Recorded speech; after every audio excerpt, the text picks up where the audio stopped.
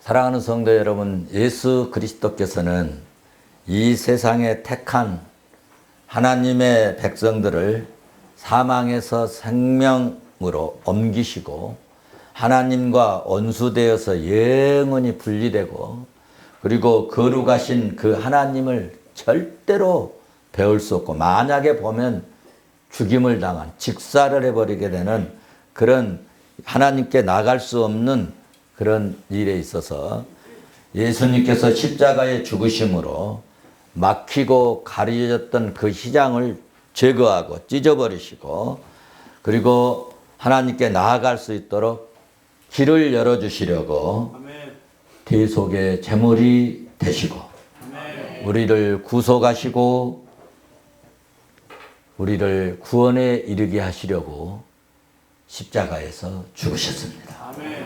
그런데 성도 여러분, 십자가에 죽으신 예수 그리스도께서 예수님이 말씀하셨던 그 말씀대로 무덤에서 사망의 권세를 깨뜨리시고 말씀하신 대로 다시 살아나셨습니다. 할렐루야.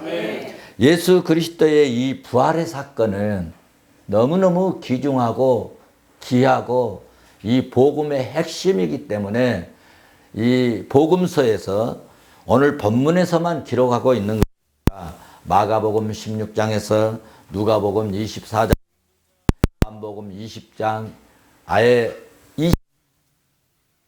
계속하여서 각 복음서를 아주 매우 아름답게 장식하는 복음의 최종적 메시지입니다. 예수 그리스도의 부활의 사건은요, 이 세상에서는 있을 수 없는 기적 중에 기적이어서 사도 바울 이 서신에서도 아주 매우 중요한 이 비중 있게 다루었고, 특별히 부활장으로 알려진 믿음장은 어디죠? 히브리서 11장이라면 부활장은 고린도전서 15장인데 그 고린도전서 15장은 그 대표적인 부활하신 주님의 팩트가 기록되어 있습니다. 고린도전서 15장에서 사도 바울은 이렇게 말씀합니다. 부활하신 사건이 얼마나 중요한가에 대하여 표현하시기를 그 중요성에 대해서 고린도전서 5장 17절에서 그리스도께서 만약에 다시 살아나신 일이 없었다면 너희들의 믿음도 헛되고 너희가 여전히 아무리 죄 해결받았다고 고백하고 또 회개하고 할지라도 그것이 소용없이 여전히 죄 가운데 있을 것이다. 부활이 없으면 너희들 지금 믿고 그렇게 열정적이고 헌신하고 섬기고 별짓을 해도 다 그것이 헛되다. 부활의 중요성을 말씀하고 있습니다. 아멘. 예수 그리스도께서 부활하심으로 성경에 기록된 모든 말씀이 사람이 확정된 사건으로 규정하여 설파하지요. 그렇습니다. 여러분, 예수 그리스도의 부활은요, 우리 기독교 신앙에 있어서 우리 믿음 생활에 있어서 아주 핵심적이고 요체이고 복음의 중심인 것입니다. 아멘. 성경의 모든 예언의 말씀들이 모든 예언의 이 메시지가 예수 그리스도께서 죽으셨다가 다시 살아나심으로 말미암아서 믿음의 내용의 이 요체들이 완성되어 버리는, 완성시키는 것이 여러분 부활의 사건인 것입니다. 아멘. 요한복음 여러분 2장 20절에서 죽은 자 가운데서 살아나신 후에야, 죽은 자 가운데서 예수님께서 살아나신 후에야 제자들이 이 말씀하신 것을 기억하고 그때 그 말씀을 기억하고 성경과 예수님께서 하신 말씀을 믿게 되었다는 것입니다. 아멘. 그러니까 성경의 말씀들이 구약 시대부터 계속 선지자를 통해서 말씀한 그 내용들이 부활하심으로 믿어졌다는 이야기입니다. 아멘. 부활이 얼마나 우리 성도들에게 중요한 사건이고 하나님을 섬기고 믿음으로 따르는 그 백성들에게 얼마나 귀중하고 핵심적인 내용인가를 여러분 이제 말씀입니다. 그렇죠. 예수님께서 무덤에서 살아나신 후에야 제자들도 전에 예수님께서 하신 말씀이 전혀 이건 말 같지도 않고 말이야. 이거 무슨 죽었다가 다시 살아난다고? 사람이 정말로 말도 안 돼. 이런 생각들을 가졌다가 오늘 여러분 예수님께서 마태복음 6장 61절에서 내가 하나님의 성전을 헐어버려라. 그러면 내가 3일 동안에 사흘 동안에 지워버리겠다. 아멘. 여러분 말도 안 되는 이런 이야기를 하시는 거예요. 여러분 그 40 몇 년 동안 지은 그 성전을 말이죠. 3일 동안에 지워버리겠다. 3일 동안에. 또 마가복음 14장 58절에서도 그렇게 말씀하고 있어요. 우리가 그 말을 들으니 손으로 지은 이 성전을 너희들 손으로 헐어버려라. 이 성전을 내가 헐어버리고 손으로 짓지 아니한 다른 성전을 사흘 동안에 지으리라. 할렐루야. 아멘. 이렇게 말씀하신 것들을 부활하신 예수님을 만나고 보고 확인하고 그때 그렇게 하신 말씀을 기억하고 성경과 예수님께서 하신 말씀 모두를 제자들이 그때 드디어 믿어지게 됐다는 이야기입니다. 아멘. 여러분 인간적인 관점에서 여러분 이런 이야기를 할 때 여러분 믿어지겠습니까? 여러분 이해가 갑니까? 도무지 불가하잖아요. 말도 안 되잖아요. 이거는 그림을 그려도 그렇게 그릴 수 없는 그런 사건들을 여러분 예수님께서 그렇게 하시겠다. 그런데 부활하신 이 말씀을 듣고 이제 이해가 되었다는 것입니다. 그러므로 예수 그리스도의 부활은 초대교회 신앙의 이 핵심이고 복음의 중심이고 그리고 모든 성경 말씀이 진리이고 여러분 진실됨을 믿게 된 줄로 믿습니다. 그때 여러분 육안으로만 육신의 눈으로만 육체적인 이 눈으로만 예수님을 바라보고 성경을 바라보고 말씀을 들었는데 이제 드디어 영안이 믿음의 눈이 띄어지게 된 것입니다. 할렐루야. 그러므로 사도행전에 보시면 예수님께서 부활하시고 40일 만에 어떻게 하셨죠? 승천하셨습니다. 그래서 승천하시면서 주님이 하신 말씀이 있어요. 너희가 본 대로 내가 그대로 다시 오는데 오기 전에 말이죠. 내가 올라가면 뭘 주겠다고 했죠? 성령. 무슨 성령? 보혜사 성령을 너희에게 보내주겠다.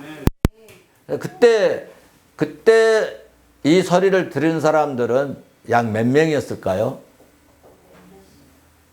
잘 모르시나요? 안 쉬어봐서 잘 모르시죠? 그때 모인 수가 제가 쉬어봤는데 확인해봤는데 성경에서 봤어요. 500여 명이 다 보고 들었습니다. 그런데 380명은 이 말씀을 듣고 다 가버렸어요. 다 집으로.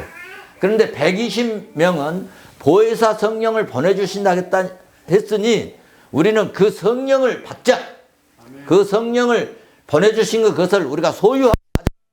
받고 가자. 그리고 한 집에 모였는데 그 집이 누구냐면 마가의 집, 마가의 다락방입니다. 근데 다락방 하면 여러분 우리나라는 뭐 이렇게 1층 지나고 위에다가 뭐 방 만들어서 놓은 것이 다락방 같이 그렇게 상상을 하실지 모르는데 제가 이스라엘 가서 마가의 다락방 봤는데 그렇게 생기지 않고 마가의 다락방이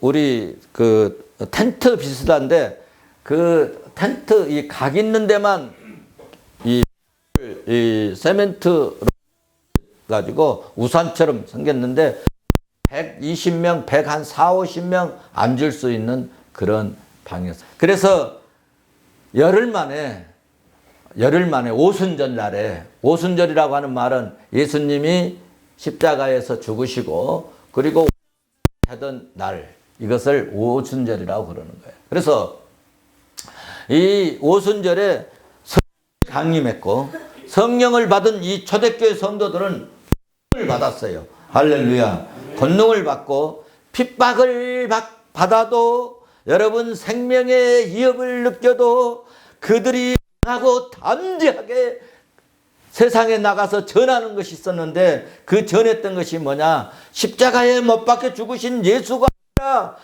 그렇게 비참하게 머리에 가시관을 쓰고 옆구리에 창을 맞고 손과 발목에 여러분 못을 하고 옆구리에 창을 찔러서 피가 흘리신 그 예수 그리스도가 무덤에서 다시 살아나셨다.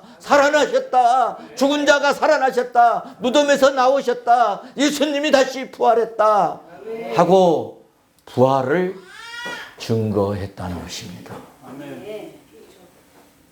사도행전 여러분은 4장 33절을 봐보십시오. 사도들이 큰 권능으로 주 예수의 십자가를 증거한 것이 아니라 주 예수의 부활을 증언하니 무리가 큰 은혜를 받았더라. 할렐루야. 여러분도 오늘 부활의 말씀 들을 때 은혜가 되시기를 주의 이름으로 축원합니다. 여러분 오늘 본문 1절 말씀을 한번 봐보시겠습니다. 안식일이 다 지나고 안식 후 첫날 되려는 새벽에 막달라 마리아 또 다른 마리아가 무덤을 보려고 갔더니 여러분 안식일이 다 지나고 첫날이 되어서 새벽에 이 여인들이 이제 죽으신 예수님을 무덤에 넣고 돌로 된 무덤으로 임봉하고 무덤을 군병들이 지켰는데 혹시 예수님의 시신을 훔쳐갈까 하고 이렇게 지키고 있는 그런 상황이지만은 여인들이 찾아갔습니다. 어느 정도 이 군병들이 지켰는가 할 때에 마태복음 27장 66절은 그 경비 상황, 경비 상태를 잘 보도하고 있는데 그들이 경비병과 함께 가서 돌을 뭐 했어요? 임봉했어요. 여러분 무덤문을 임봉하는 것은 이 세상에서 처음이고 마지막입니다. 임봉이라고 하는 것은 예를 들어서 이 컵 물 먹지 말아라. 그리고 뚜껑을 덮어놨어요. 근데 뚜껑을 열고 물 마시고 또 덮어놓으면 잘 모르잖아요. 그러니까 여기다가 도장을 찍어서 임금의 도장을 찍어서 아예 혹시라도 열리면은 그 임봉된 그 임봉 그 내용이 창호지 같은 그 호지 종이인데 그걸 도장 찍어서 다 우알로 붙여놨다는 이야기입니다. 그래서 이렇게 임봉을 했는데 아예 사람들이 도무지 이 무덤문을 손도 못 대게 하고 군병들이 철통같이 지켰다는 거예요. 사명이 3계절로 해가지고 24시간을 지켰다는 것입니다. 그런데 어떻게 지키고 있었다고 표현하고 있어요? 무덤을 굳게 지켰다. 그렇게 표현하고 있습니다. 그리고 이제 안식일이 다 지났어요. 안식 후 첫날이라는 말이 나오는데 이 여러분 안식 후 첫날 이 말의 의미는 여러분 굉장히 우리 기독교 역사에 중요한 이 안식 후 첫날 이 5글자가요 굉장히 중요한 의미를 가지고 있습니다. 여러분 성경을 그냥 여러분들이 이제 잘 모르시고 그냥 안식 후 첫날 그냥 의미 없이 지나가면은 뭐 별것 아닌 것 같은데 이 안식 후 첫날 굉장히 특별한 의미가 있다는 것이죠. 이 안식 후 첫날은 오늘날로 말하면 주일날입니다. 세상 사람들이 일요일이라고 그러죠. 일요일. 일요일 날을 안식 후 첫날이라고 합니다. 그런데 안식 후 첫날이란 이 말은 신구약 성경에서 처음으로 이 성경 66권 이 신구약 성경에서 처음으로 기록된 거예요. 맨 처음으로. 얼마나 중요해요. 맨 처음으로 기록된 말씀. 맨 처음으로 등장하는 주일날의 표현인 것입니다. 왜 이 표현이 중요하냐 하면 역사상 최초로 주일을 가리키기 때문입니다. 그리고 이제 구약의 안식일이 주일로 되고 안식일이 주일이 대체된다고 한다고 하는 이 구약의 대전환을 암시하고 있기 때문에 안식 후 첫날이라는 말이 굉장히 중요합니다. 그 당시 유대인들에게는 안식일이 매우 신성한 그리고 이제 거룩한 날로 지키고 있었고 왜 그때 이 안식 후 안식일을 이 유대인들이 그렇게 신성한 날로 지키고 있었는가 하면은 하나님께서 창조하신 사역의 안성을 기념하는 날인데, 그런데 여러분 창세기 2장 22절을 가서 보시면 이 하나님께서는 이미 주일을 지키고 주일날 안식할 것을 이미 여러분 말씀해 놓았어요. 우리 창세기 2장 2절을 한번 봐보십시다. 같이 보십시다. 하나님이 그가 하시던 일을 일곱째 날에 마치시니, 여섯째 날에 쉬라는 거 아니에요.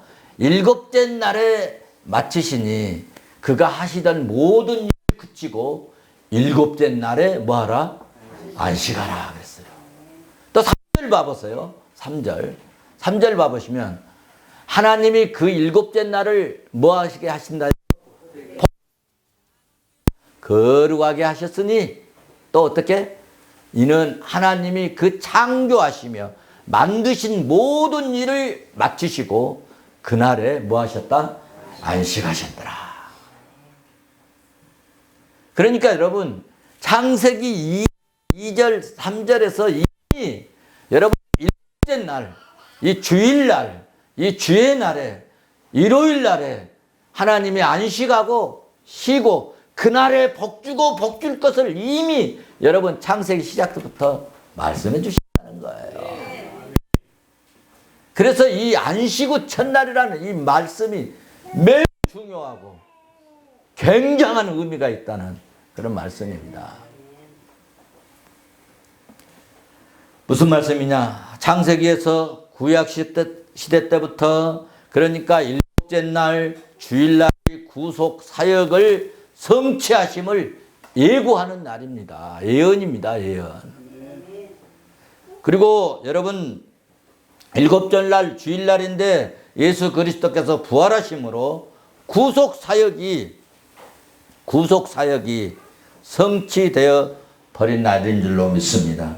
그러니까 성도 여러분, 성경 여러분 자세히 보시고 깊이 보시면 하나님께서 구약에서 감추어졌던 이 사건이 신약에서 다 풀어지고 있는 거예요. 믿습니까? 그러므로 예수 그리스도의 부활은 우리 신학자들이 제2의 창조의 날이다, 그렇게 표현하는 거예요. 엄청난 진리죠? 네. 그래서 전에도 제가 부활은 제2의 창조 날이다. 그래서 이 창조를 마치시고 오늘 신으신 거예요. 그래서 구약의 안식일이 신약의 주일 변경된 것입니다. 믿습니까? 그래서 창세기 2장 2절 3절 말씀이 언제 성취되었느냐 할 때 AD 30년 4월 9일 날 아침 새벽에 큰 지진이 일어나고 골고다의 한 구석에 있던 이 돌무덤에서 창조 이래로 처음 돌무덤이 열려지는 기적이 일어났습니다. 할렐루야. 이 무덤 문을 누가 열었습니까? 사람이 열었습니까? 제자들이 열었습니까? 군병들이 열었습니까? 2절 말씀 봐보세요. 큰 지진이 나며 주의 천사가 하늘로부터 내려와 돌을 굴러내고 그 위에 앉았다 말씀하고 있습니다. 여러분, 성경에서 말하는 큰 지진은 하나님께서 강림하실 때, 하나님께서 큰 어떤 일이 일어나는 그 강림하셔서 역사하실 때 수반되는 현상인 것입니다. 그래서 시편 68편 7절 8절 보시면은 그 시편에서도 그렇게 말씀하고 있어요. 이스라엘 백성들이 강야에서 행진할 때 어떻게 되느냐? 행진할 때 여러분 셀라라고 그 뒤에 붙였는데 그 대목을 힘있게 읽어라 그 말입니다. 제가 한번 한다면은 하나님이여 주의 백성 앞에서 서서 나가시다 강야에서 행진하실 때 어떻게 됐다는 거야? 그 다음에 한번 보십시다. 땅이 진동하며 할렐루야. 아멘. 왜 그쪽을 세게 크게 강조해서 읽으라겠느냐? 하나님이 역사. 그때 땅이 진동하며 하늘에 하나님 앞에서 떨어지며 할렐루야. 이런 하나님의 역사, 하나님의 기적, 하나님의 능력이 막 발산되고 할 때 진동했다고 하는 의미의 표현을 한 것입니다. 히브리서 12장 26절에서도 그때 그 소리가 땅을 진동하였거니와 또 땅만 아니라 하늘에서도 진동하리라 하셨으니, 여러분 이런 말씀을 보시면 하나님의 능력을 상징하고 하나님의 말씀인 것을 우리가 이해할 수 있다는 것입니다. 땅이 진동하는 하나님의 능력의 역사가 앞으로 또 한 번 있게 될 것입니다.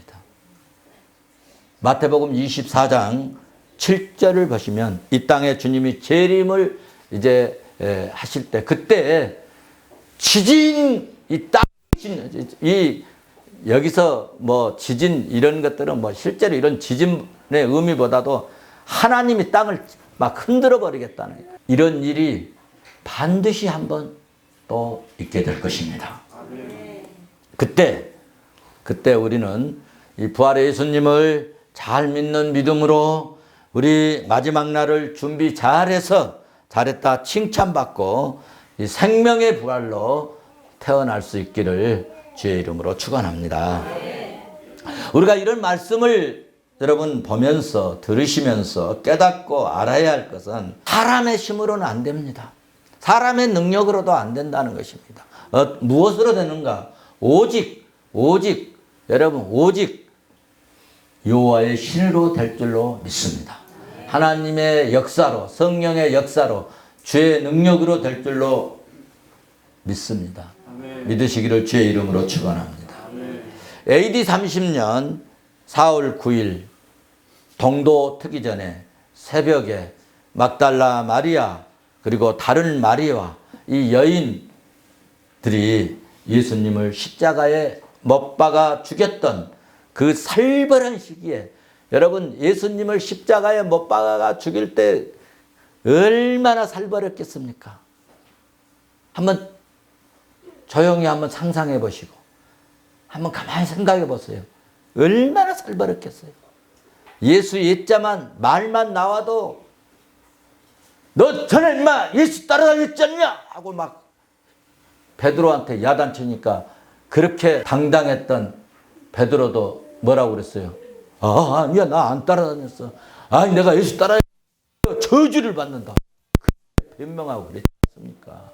그렇게 살벌한 시기에 군병들이 지키고 있는, 그리고 동이 트기 전이니까 어둠이 깔려 있을 때 여러분 아무 일도 없어도 캄캄한 데 가면 무섭잖아요. 두렵잖아요. 뭔가 좀 막 으쓱으쓱하고 그러지 않습니까? 그런 시기에 여인들이 참 배짱도 대단하죠. 통도 크지요. 천사가 나타났다는 거예요. 할렐루야. 아멘.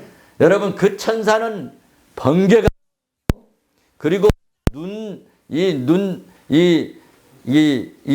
그 형상이 이 눈 같고 입은 천사들을 만나게 되었습니다. 그래서 저 오늘 가운 안 입으려다가 그 말 하려고 이 가운을, 신혼 가운을 입었습니다. 좀 더 이뻐 보이나요? 할렐루야. 이 여인들은 사흘 전에는 예수님이 십자가를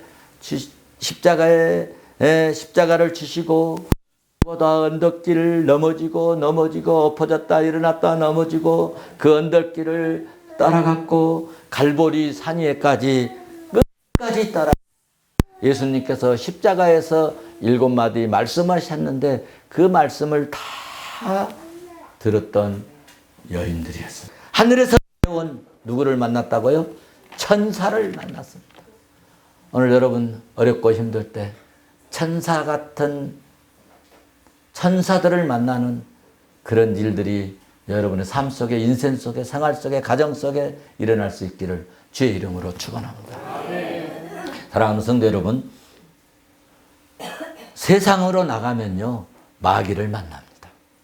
예루살렘에 누가복음 10장에서 말씀하고 있죠. 예루살렘에서 여리고로 내려갔던 어떤 사람이 뭘 만났죠?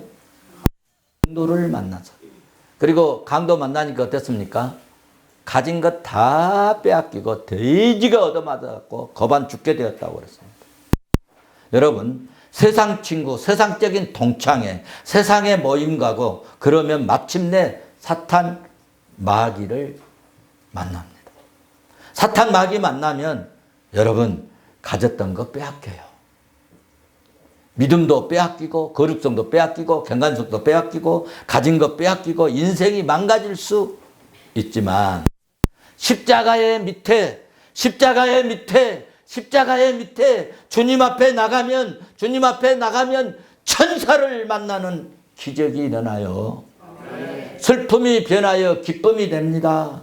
근심이 변하여 여러분 안심이 되고 불안한 마음이 변하여 평안함이 되고 염려가 변하여 여러분 부활하신 예수님을 통하여서 소망이 희한하게 나 마음속에 뭐 가진 것도 없고 뭐 누가 준 것도 없고 아무것도 없는데 희한하게 내 가슴 속에서 소망이 싹 올라온다는 거예요. 할렐루야. 오늘 본문 여러분 보시면 예수님을 찾은 이 여인들이 그랬습니다. 예수님을 찾은 제자들이 그랬습니다. 5절을 봐보십시오. 5절을. 천사가 여자들에게 말하여 이르되 너희는 무서워하지 말라.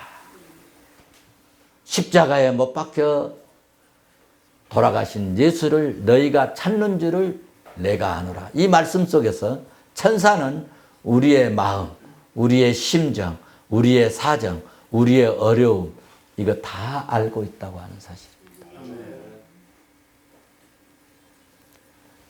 8절을 또 보시면 그렇게 말씀합니다. 그 여자들이 무서움과 큰 기쁨으로 빨리 무덤을 떠나 제자들에게 알리려고 어떻게 갔어요? 다름질했어요. 그렇습니다. 5절에서 8절에서 들은 말씀이 메시지가 뭡니까? 무서워하지 말라. 8절에는 큰 기쁨으로 제자들에게 알리려고 다름질했다.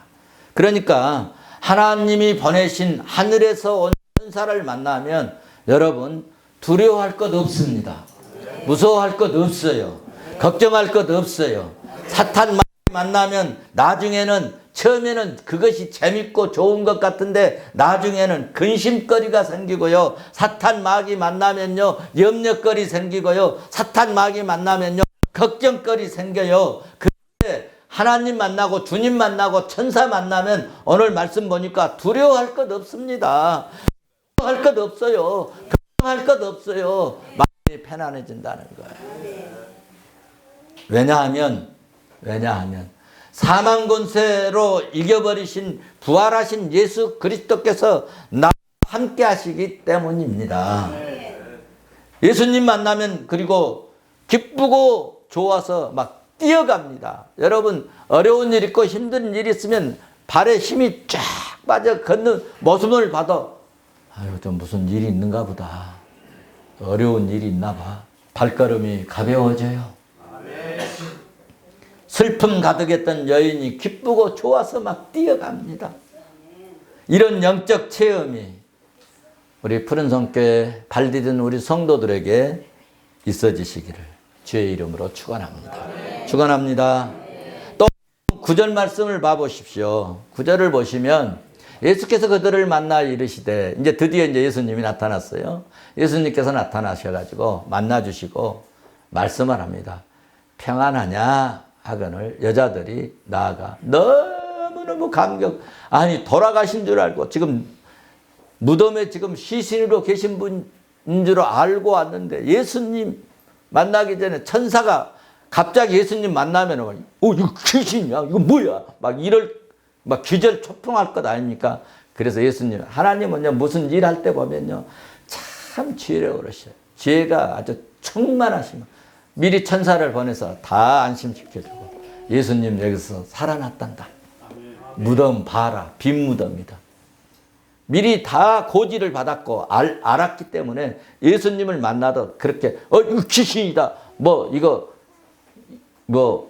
한상 아니야? 막 이런 생각을 갖지 않도록 다 미리 정리해 놓고 예수님이 나타나신 것입니다. 이해가 가십니까?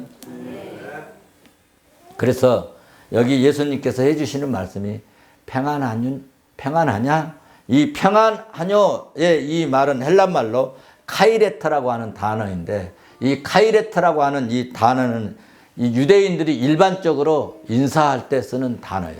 그런데 이 카이레트라고 하는 이 단어를 뭘로도 번역할 수 있느냐 하면 기뻐하라. 기뻐하라. 그러니까 너희들 그 마음속에 그동안 염려, 근심, 걱정, 괴로움, 고통, 슬픔 이런 것들로 가득 차 있는데 이제는 평안한 마음 갖고 이제는 이 슬픔이 변하여 기쁨으로 되어져라 하고 선언해 주는 메시지입니다. 할렐루야.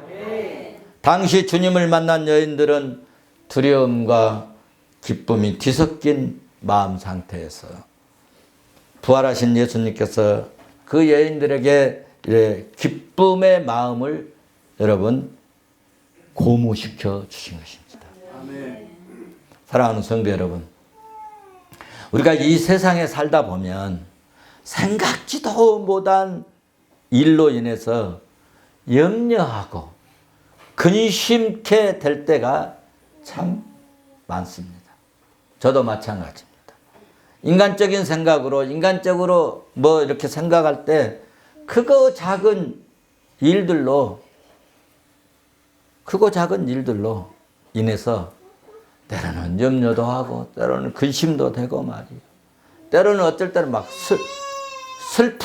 기쁨이 막 가득 와야 되는데 슬픔이 싹 엄습해질 때도 있어요. 그런데 요한복음 16장 20절 말씀을 여러분 보시면 그것을 제거할 수 있습니다. 내가 진실로 너희에게 이르노니 너희는 곡하고 애통하겠으나 세상은 기뻐하리라. 여기까지는 무슨 얘기냐? 너희들이 내가 십자가에 못 박히고 잡히고 죽을 때, 피 흘릴 때 너희들은 막 곡하고 막 세상에 이런 일이 가슴을 치고 애통하고 그럴 때 세상 사람들은 저 율법으로 율법을 제하고 어쩌고 저쩌고 어쩐다고 쟤 죽여버렸다 좋다고 기뻐하겠다. 그런데 너희는 그때 근심하고 그 근심이 점점 지나가지고 도리어 뭐가 되겠다? 기쁨이 되리라. 기쁨이 되리라. 다시 한번 또 21절을 여러분 24절을 한번 보실까요? 24절. 지금까지는 너희가 내 이름으로 아무것도 구하지 아니하였으니 구하라 그리하면 너희 기쁨이 충만하리라. 할렐루야. 할렐루야. 자, 너희 지금 염려, 근심, 세상 사람들이 막 기뻐 날뛰고 할 때 너희들은 근심했지, 걱정했지. 근데 나중에 도리어 너희들의 그 근심이, 그 걱정이, 그 염려가 기쁨이 될 것이다. 그런데 그때는 이해가 안 되는 거예요. 이해가 안 되는 거예요. 근데 예수님이 부활하고 나니까 여러분 그렇게 모질게 예수님 얼굴에 침 뱉고 옷 다 찢어 발기고 자기들끼리 나눠갖고 희기덕거리고 말이요 저주를 퍼붓고 네가 뭐 왕이냐? 아이고 너 왕이면 아니 네가 사람 살려? 너 그러면 너라도 한번 십자가에서 내려와 봐라. 그리고 십자가에다가 가시 면류가 막 콱콱 물려 쓰고 막 피가 막 흘러내리고 말이죠. 손에 발에 쾅쾅 못을 박고 말이죠. 기가 막힌 여러분 우리의 가까운 사람이 이렇게 죽을 때 여러분 어떻겠습니까? 여러분 가까운 사람 아니고 존경하는 사람이 이렇게 죽을 때 어떻겠습니까? 아니 더 우리가 섬기는 우리의 삶의 모델이 되신 그런 분이 이렇게 죽을 때 여러분 가슴이 어떻겠습니까? 심장마비 걸리지 않겠어요? 그래서 고골하고 그런데 그놈들은 좋다고 예수 저가 십자가에서 죽여버렸다고 기뻐 날뛰고 여러분 예수님 죽으신 것만 해도 막 가슴이 찢어지고 메어지는데 저것들 하는 꼴을 보니까 더 환장하는 거예요. 더 환장해. 그런데 주님이 말씀하셨어요. 그동안 너희들 내 이름으로 구하지 않았지? 앞으로 이제 내 이름으로 구해라. 내 이름으로 구해라. 내 이름으로 구해라. 너희 기쁨이 충만하리라. 충만하리라. 어쩔 때 기쁨이 충만합니까? 안 되는 것이 되고 없는 것을 할 수 있고 할 수 없는 것을 하게 되고 구하는 것 구하여지고 할렐루야. 세상에서 할 수 없는 것을 대해졌을 때 얼마나 기쁩니까? 부활하신 주님을 만남의 결과가 뭡니까?